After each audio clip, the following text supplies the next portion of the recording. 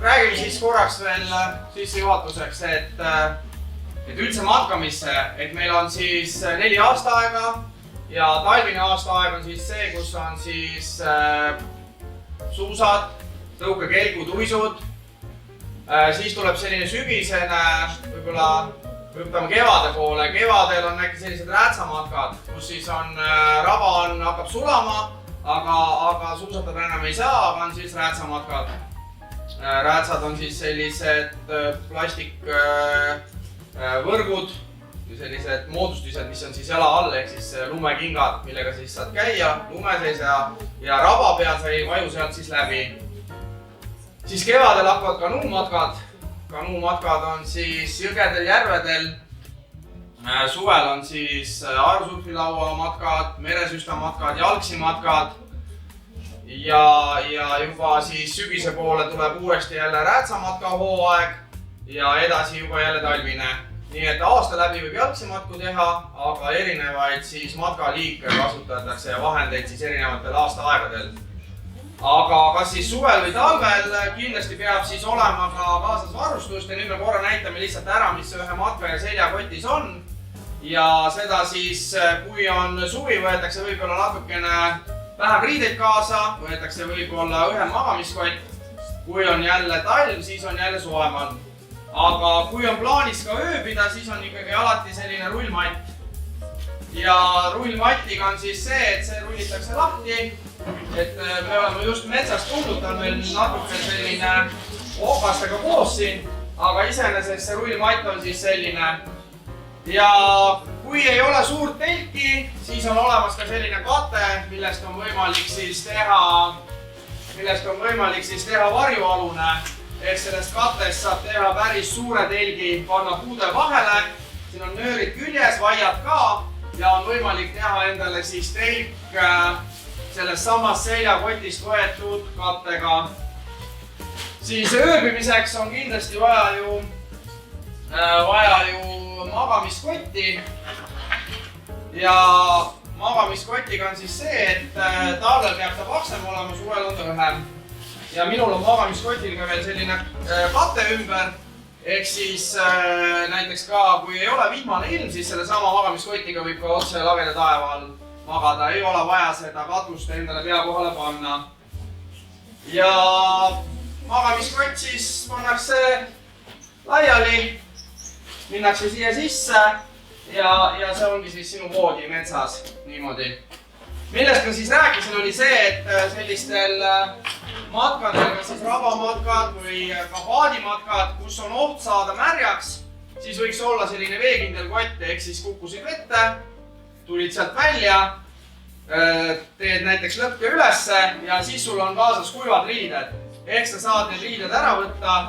Et minul on siin kindad, siis on mul sellised soojad poodrid, alati on selline lisamüts. Ehk siis kui õhtul magama minna, siis alati metsas ja jahedas ruumis peaks müts peas olema. Ja siis on siin mõned sokid, soojad pesud ja siis hea augus ujujatele ka üks rätik, et saad ennast ilusti ära kuivatada ka. Nii et need asjad on siis selleks valmis, kas siis õhtul telgis paned asjad kuivama, paned kuivad asjad selga või kui mõne sellise vee suure vihmasajuga saad märjaks, siis need asjad võiks olla. Nii ja siin on veel kilejope, kilepüksid. Ja siis on ka kinda koha peal näiteks üks pealamp siin veel. Ja mis siis veel, et aeg-ajalt võib ka matkal juhtuda, et on esmaabi vaja anda. Siis on ka selline esmaabipakk. Ehk siin on siis plaastrid, sidemerullid, käärid, pintsetid, siuksed asjad, et esmaabi anda. Et endal võib see pakk natuke väiksem olla, aga kui on sul ise oled näiteks matkajuht või on seal perekonnaliikmeid veel, siis see võiks natuke suurem olla. Ja siin on siis kõik vajalikud asjad sees. Nii ja siis on veel vaja süüa kindlasti teha ja siis näitan, mis siis veel on. Et nüüd ellu jääda näiteks ja et sul on ainult kaasas siis taskus asjad, siis võiks olla siuke karp.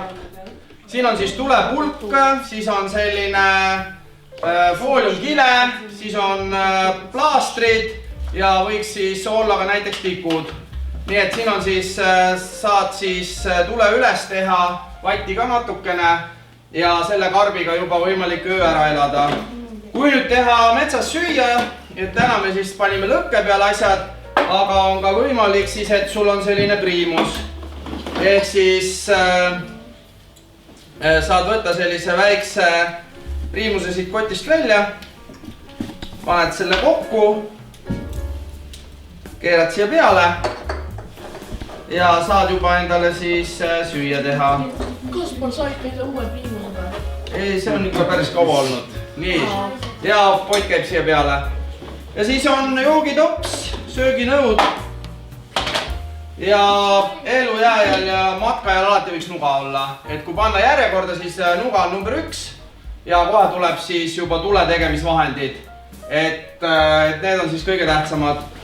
Ja siin on veel siis üks selline noa või siis noakomplekt multitööriist, kus on siis kõik vajalik, ei ole vaja suurt tööriistakotti, aga on näpitsad, kruvikeerajad, nuga, küünekäärid, kõikvõimalikud viilid viilimiseks ja saagimiseks, kõigeks, kõik on olemas.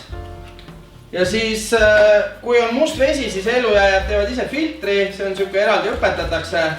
Aga täna on siis ka elujääjatel siis selline veefilter, et selle paned siis, võtad Pärnu jõest vee, paned selle vee näiteks suvalisse plastikpudelisse, keerad selle peale ja võid seda vett juua. Kui sul on kahtlus, siis tasub alati 15-20 minutit vesi läbi keeta, aga läbi selle filtri võib lasta 100 000 liitrit ja siin on väike puhastamiskomplekt ka kaasas, aga iseenesest, kes on matkajad, multisportlased, võib-olla kuskil sellist satub siuksesse kohta, kus ei ole kogu aeg puhast vett, siis sellega saab väga hästi hakkama. Ja mis seal jääaugu juures veel oli näha, siis oli see telefonikott, et see on ka, et tegelikult kui näpud on märjad, siis nutitelefon suhteliselt kiiresti kaotab siis oma võime töötada, et väga raske on sellega.